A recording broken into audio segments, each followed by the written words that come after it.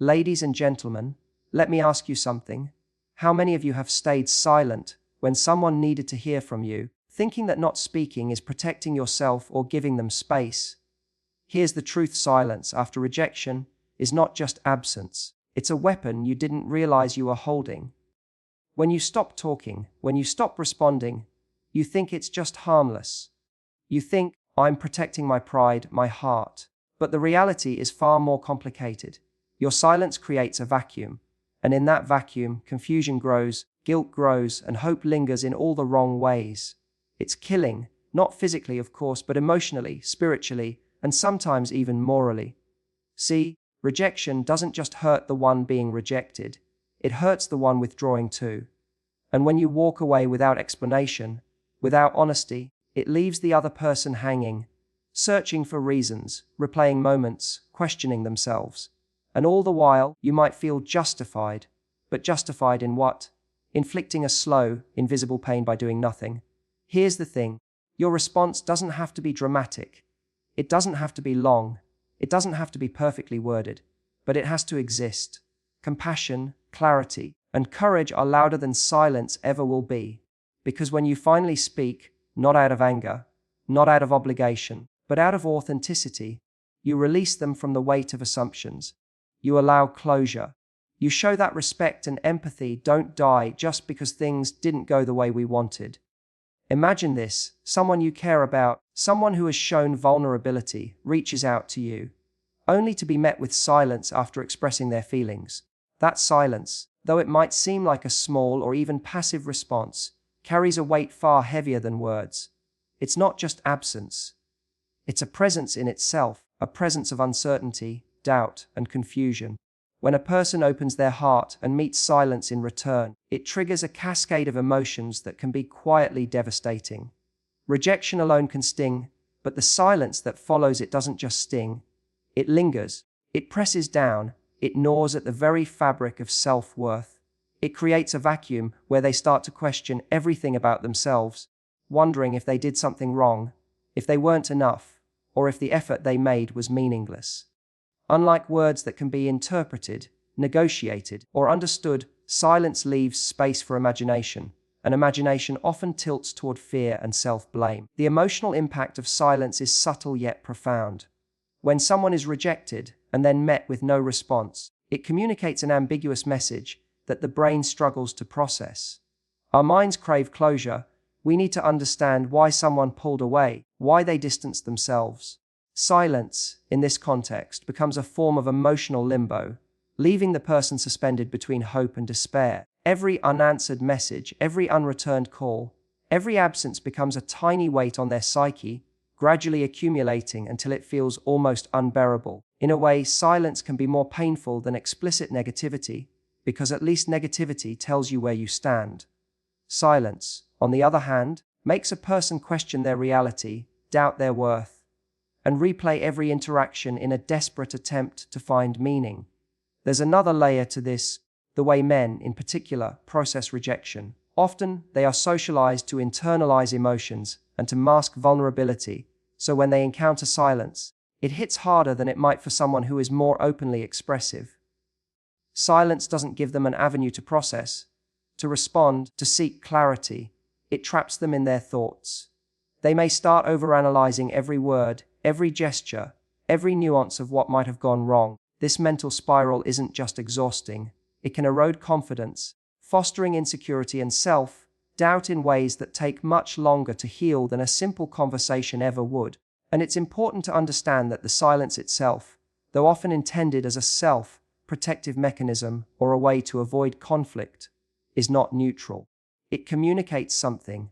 It says, without saying, that the other person's feelings are not worthy of acknowledgement, that their effort to connect has no value, and that their vulnerability can be safely ignored. That unspoken message, no matter how unintentional, lands hard. It plants seeds of emotional pain that can grow in silence, because pain left unaddressed festers, and hurt left without explanation becomes a narrative in the mind, one that often writes them as the failure, rather than seeing it as a mutual human experience. In essence, the silence after rejection is a weapon that cuts deeper than the initial no ever could. It creates a tension, a heaviness, a lingering ache that colors every interaction afterward. It's like leaving someone in the dark, asking them to navigate a room filled with shadows, hoping they won't trip or fall, but knowing that uncertainty itself is a kind of pain. The emotional impact is real, measurable in the stress, the sleepless nights, the endless replaying of moments, and the gnawing self-questioning that can dominate someone's mind for days, weeks, or even longer. What might feel like a simple act of withholding words or stepping away is in reality a profound psychological force, shaping someone's perception of themselves and of their ability to connect with others. Silence in this context doesn't just affect the immediate moment. It reverberates through the person's emotional landscape, altering how they see vulnerability, intimacy, and even future interactions. It's a quiet weight, a subtle erosion, a persistent reminder that their emotional effort went unseen. And the tragedy of it is that often, the person giving the silence isn't aware of the damage they're causing, believing perhaps that in stepping back, they are being kind, protecting themselves, or asserting control, when in fact they are leaving someone to face a storm of internal questioning entirely alone. There's a power in words that we often underestimate, especially in moments of emotional intensity. Clear communication is not just a tool, it is a bridge between hearts, a means of expressing intent, and a way to honor the humanity of the person across from you. When someone faces rejection or disappointment, the difference between a clear conversation and silence can feel like night and day. Silence, as we've already explored, leaves space for doubt and confusion, but clear communication illuminates that space, providing context, understanding, and a sense of closure. It tells the other person that their feelings have been seen, that their effort has been acknowledged, and that even if the outcome isn't what they hoped for, they are still treated with respect and dignity. Words have the capacity to transform pain into clarity, uncertainty into understanding, and rejection into an opportunity for growth and reflection.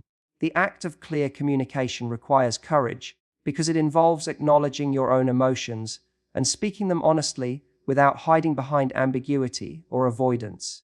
It's easy to think that silence is safer, that avoiding a conversation shields both parties from discomfort, but in truth, it does the opposite. When we fail to communicate, we leave the other person to fill in the gaps, and human minds are masters at creating stories, usually ones that make us feel smaller, less worthy, or undeserving of connection. Clear communication, by contrast, allows you to take ownership of your feelings, articulate them with precision, and create a shared understanding that prevents misinterpretation. It doesn't have to be dramatic or confrontational. Often, the most powerful conversations are the ones that are simple, honest, and rooted in empathy. Imagine a scenario where someone expresses interest, only to be met with silence. Their mind races with questions. Did I say something wrong? Was it something about me? What did I do to deserve this distance? When you step in with clear, compassionate communication, you replace their uncertainty with insight. You give them answers they can process, feelings they can respect, and closure they can accept. That's not just kindness, it's emotional intelligence. It's the ability to recognize that human beings are wired for connection, and that when we deny them communication, we are depriving them of a basic human need. Words in this context are not just information. They are validation, reassurance, and a demonstration of respect. Clear communication also fosters mutual growth. When someone knows where they stand, they are empowered to make choices that serve their emotional health. Rejection doesn't have to be a weapon, it can be a guidepost. But without words to explain, without context to frame the situation, rejection becomes a mystery, a source of frustration, and a breeding ground for resentment. By speaking clearly, you are not just expressing your truth. You are giving the other person the tools to process their own emotions, reflect on the experience, and emerge stronger, wiser, and more self-aware. It's a remarkable act of generosity disguised as a simple conversation. Furthermore, clear communication prevents the compounding of misunderstandings. Silence can be misinterpreted in countless ways as anger, indifference, or even malice. Every unanswered message, every avoided conversation adds layers of meaning that rarely match reality. One small act of honest communication can dismantle all those assumptions. A few words can clarify intent, soften the sting of rejection, and preserve dignity on both sides. It's about creating a space where emotions can be processed safely and where both individuals feel seen, heard, and respected. At its core, clear communication is a form of empowerment for the speaker and for the listener. It allows the person delivering difficult news to maintain authenticity and integrity, and it allows the recipient to receive truth without distortion. It transforms rejection from a personal attack into a shared human experience, one that can be navigated with maturity and empathy. Silence leaves people lost in their own minds, spinning scenarios that are often more painful than reality. Clear communication, on the other hand, is a compass, a light, and a bridge that connects two people, even in moments of difficulty. It's the difference between leaving someone in the shadows and guiding them gently toward understanding, growth, and emotional clarity. Understanding the emotional world of men is often more critical than people realize, especially in the aftermath of rejection. Many times, men are perceived as less sensitive or less affected by emotional experiences, but the truth is far more complex. Men process rejection in ways that are subtle, internalized, and often invisible on the surface. While outwardly they might appear composed, strong, or indifferent, internally, there can be a storm of doubt, insecurity, and self-questioning. This is why silence after rejection can feel like a punishment that goes far beyond the initial no. It hits a core of vulnerability that many men are conditioned to hide, making the impact even more profound. Understanding this doesn't just foster empathy, it provides clarity on why certain reactions occur and how to navigate relationships with both sensitivity and effectiveness. When a man experiences rejection, he often enters a space of self-reflection, trying to decipher what went wrong. Unlike some who may immediately seek external validation or reassurance, men are more likely to internalize the experience. They replay conversations, analyze actions, and search for patterns in their behavior, often blaming themselves for the outcome. Silence from the other person intensifies this process because it removes any external feedback that might provide clarity or closure. Without communication, his mind becomes a loop of speculation, imagining countless scenarios, and each one chips away at confidence and self-esteem. This internalization is not a sign of weakness. It is a deeply human way of processing hurt. But it does mean that men are particularly susceptible to the damage caused by ambiguity and absence. Society often teaches men to suppress vulnerability, to be strong, or to tough it out. While these lessons are meant to encourage resilience, they can create an environment where emotional pain is bottled up rather than expressed. After rejection, this conditioning makes men less likely to reach out for support or to discuss their feelings openly, which compounds the effect of silence. When left alone with uncertainty, the pain of rejection can intensify, and small insecurities can magnify into larger doubts about self-worth, attractiveness, or ability to connect. The lack of communication doesn't just prolong the emotional impact. It transforms a temporary disappointment into a lingering wound, sometimes one that affects future interactions and confidence in other relationships. Men also often link their sense of value to competence and success, including in relationships.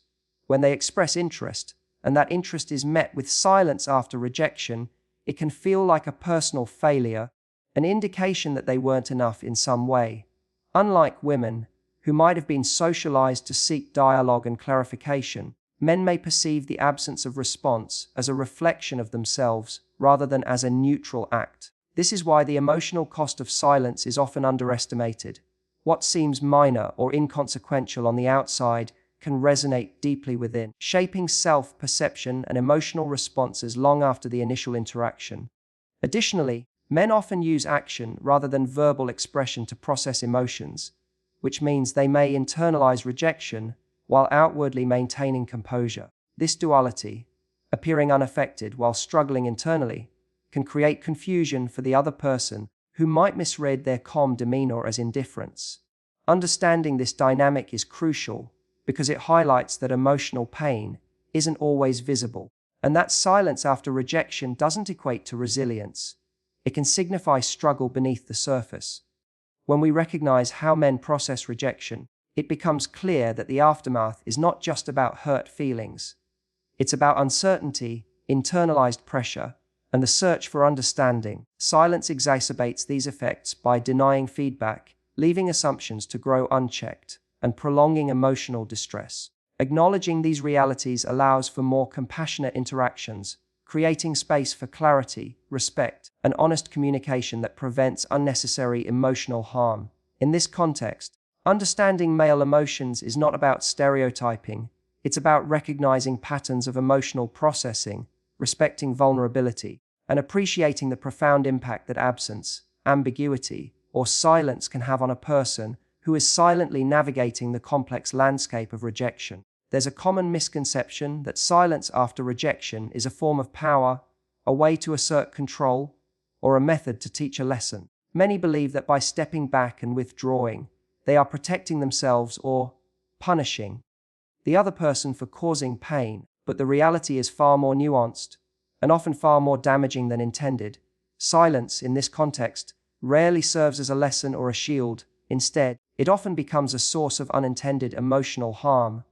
The belief that withholding communication empowers us or teaches a valuable lesson is seductive, but it overlooks the very real consequences of leaving someone to navigate uncertainty, self-doubt, and emotional turmoil alone. When silence is used as a tool for control, it rarely results in respect or insight. It generates confusion, pain, and sometimes resentment. Many people underestimate the distinction between self-empowerment and punishment. True empowerment is rooted in choice, boundaries, and integrity. It's about making decisions that honor your values and protect your emotional well-being. Punishment, on the other hand, is reactive and often rooted in hurt or frustration. When someone experiences rejection, it's natural to feel a range of emotions: disappointment, anger, sadness, even betrayal. But choosing silence as a weapon transforms these feelings into a form of retribution, whether consciously or unconsciously. While it may feel satisfying in the moment to watch someone struggle with uncertainty, in reality, it fosters a dynamic that undermines connection, empathy, and personal growth. It may create temporary control, but it rarely creates lasting respect or understanding. The problem with using silence as punishment is that it ignores the humanity of the other person. Rejection is already a vulnerable experience. When you withdraw and refuse to communicate, you amplify their pain, leaving them to question not only your feelings, but their own worth. This is particularly true when they have already opened themselves emotionally, expressed interest, or taken a risk in showing vulnerability. Silence does not teach them resilience. It leaves them to navigate emotional storms alone, which often erodes confidence and trust rather than fostering reflection or self-improvement. At the same time, relying on silence as a form of control is a subtle trap for the person employing it. While it might feel like power in the short term, it also prevents genuine emotional connection and honest dialogue. Relationships, whether romantic or otherwise, are built on transparency, empathy, and mutual respect. When silence becomes a tool for punishment, it compromises all of these elements. The dynamic shifts from one of potential understanding to one of manipulation and emotional distance. You may feel protected by withdrawing, but in reality, you are creating an invisible barrier that isolates both parties and inhibits growth, connection, and clarity. It's important to recognize that boundaries and self-respect do not require silence or withdrawal as weapons. You can assert your limits, express your feelings, and protect your emotional space without creating unnecessary harm. Saying what you need to say, even if it's difficult or uncomfortable, empowers you in a way that silence cannot. Clear, honest communication respects both your emotions and the emotions of the other person. It allows you to maintain dignity, assert agency, and navigate rejection in a way that is compassionate, constructive, and emotionally intelligent. The act of punishing through silence often stems from fear. The fear of confrontation, the fear of vulnerability, or the fear of being misunderstood. But these fears, while understandable, can have lasting consequences if acted upon passively. Silence may feel like control, but in truth, it relinquishes an opportunity to create understanding, compassion, and closure. The emotional cost is rarely confined to the person receiving the silence. It also affects the one giving it, creating unresolved tension, lingering guilt, or an unspoken burden that can quietly shape future interactions. Ultimately, the distinction between self-empowerment and punishment is one of intention, awareness, and effect. Empowerment seeks clarity, integrity, and growth. Punishment, even if disguised as strength, often fosters pain, confusion, and emotional stagnation. Choosing silence as a weapon may seem effective in the short term, but it undermines the potential for genuine connection, mutual understanding, and emotional maturity. It may create the illusion of power, but the reality is that it leaves both parties trapped in a cycle of uncertainty and hurt, unable to move forward with clarity, dignity, or peace. Creating healthy boundaries is one of the most powerful acts of self-respect and emotional intelligence you can practice, especially in the delicate aftermath of rejection. Boundaries are not walls. They are guidelines that define how we allow ourselves to be treated, how we protect our emotional energy, and how we interact with others in a way that maintains dignity for both parties. Many people confuse boundaries with emotional distance or coldness, but in reality, healthy boundaries are about clarity, consistency, and respect. They communicate what is acceptable, what is not, and how interaction should unfold to foster mutual understanding rather than confusion or harm. When someone experiences rejection, it's essential to uphold your own emotional limits while also recognizing the impact your response, or lack thereof, has on the other person. This is where boundaries intersect with communication, empathy, and personal integrity. Boundaries allow you to assert yourself without resorting to punitive silence or manipulation. They give you the freedom to protect your heart while still engaging honestly and respectfully with someone who has been affected by your decision. For instance, you might need space to process your own feelings, and that is perfectly valid. Healthy boundaries allow you to step back without abandoning clarity or leaving the other person in emotional limbo. You can communicate your need for distance in a way that is respectful, explaining that your intention is not to hurt them, but to maintain your own well-being. This approach prevents unnecessary pain while still honoring your emotional limits, showing that boundaries and compassion are not mutually exclusive. They coexist when applied consciously. Furthermore, boundaries foster self-respect, which in turn shapes how others perceive and respond to you. When you communicate clearly about what you are willing and unwilling to tolerate, you are setting a standard for interaction. People are more likely to treat you with the respect and consideration that you demonstrate for yourself. Silence, on the other hand, often communicates unpredictability or inconsistency, leaving the other person to navigate a landscape without guideposts. Without boundaries, interactions can drift into confusion, misinterpretation, and emotional harm. With boundaries, you create a framework that protects both your emotional health and the emotional health of others. Healthy boundaries also encourage responsibility and self-awareness on both sides.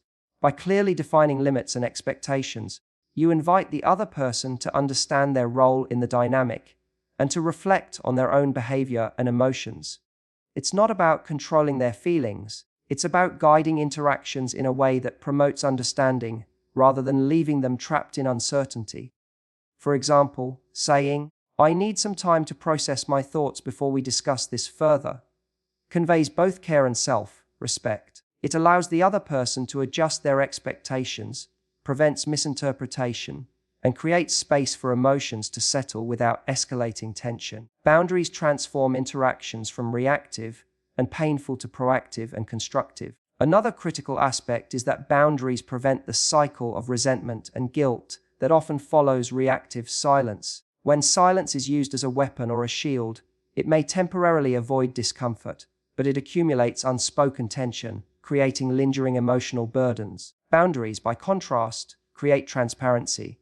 They provide a framework for handling emotions responsibly, minimizing harm while maintaining personal integrity. This approach nurtures an environment where both parties can reflect, heal, and grow rather than being left in a state of confusion, pain, or misjudged intentions.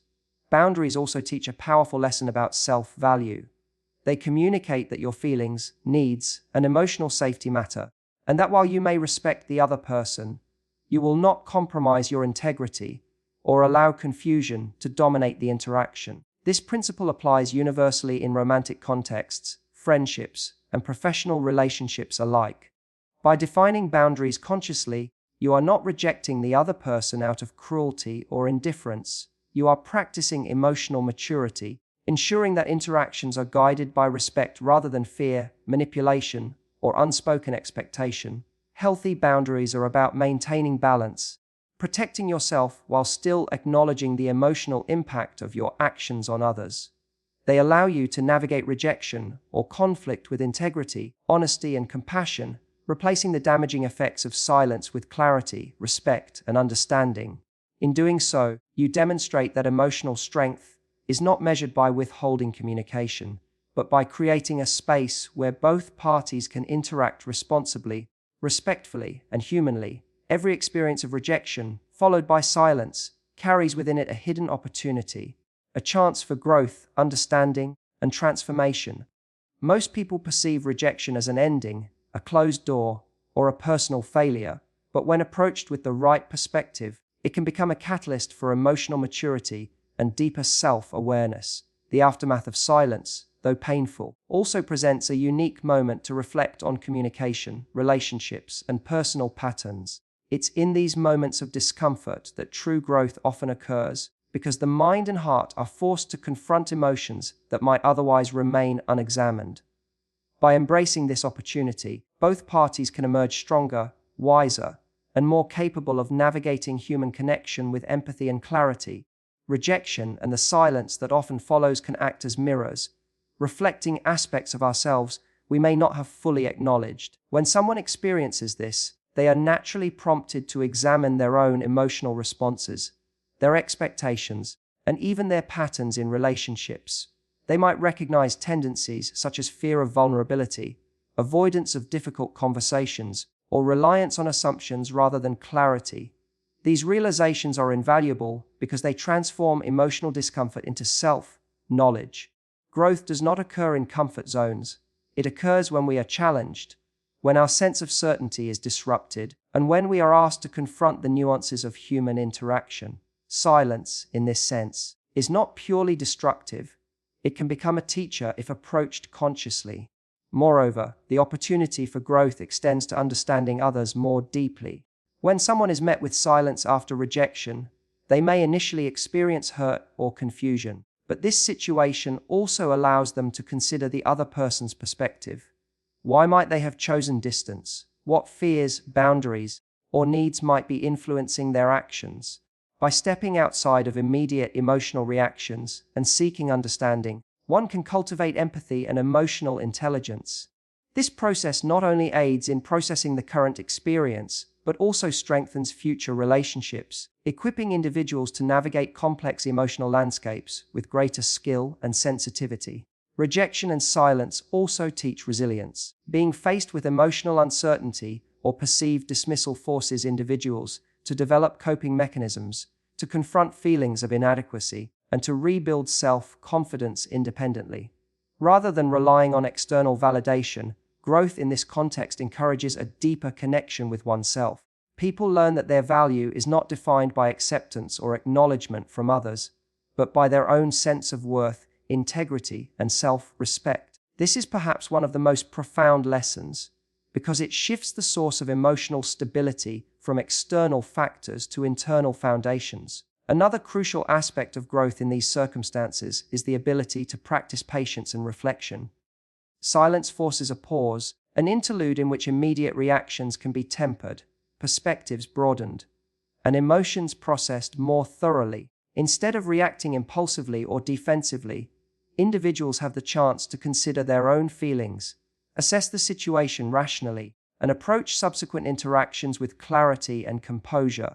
This process transforms potential conflict into constructive reflection and ensures that decisions moving forward are guided by wisdom rather than reactivity. Additionally, the experience of rejection and the subsequent silence encourages a reevaluation of personal priorities and boundaries. It invites individuals to consider what they truly value in relationships, what behaviors they are willing to accept, and how they wish to communicate and connect moving forward.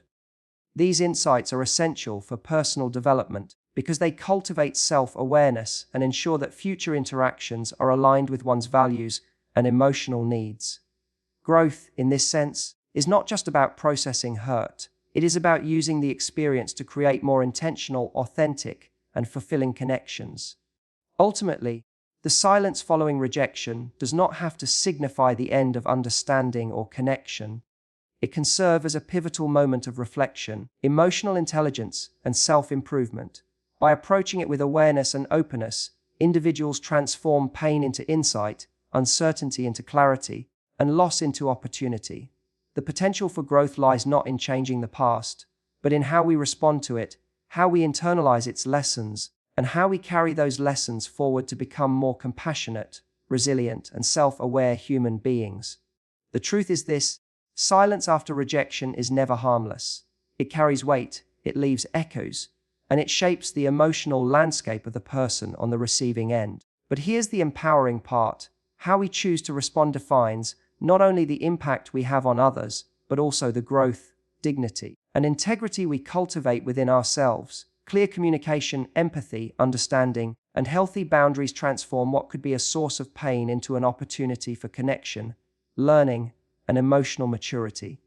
Your words, your honesty, and your presence, even in difficult moments, have the power to heal, to clarify, and to foster respect. So the next time you face rejection, or the aftermath of it, remember, silence may wound, but conscious, compassionate action can transform lives, starting with your own. You.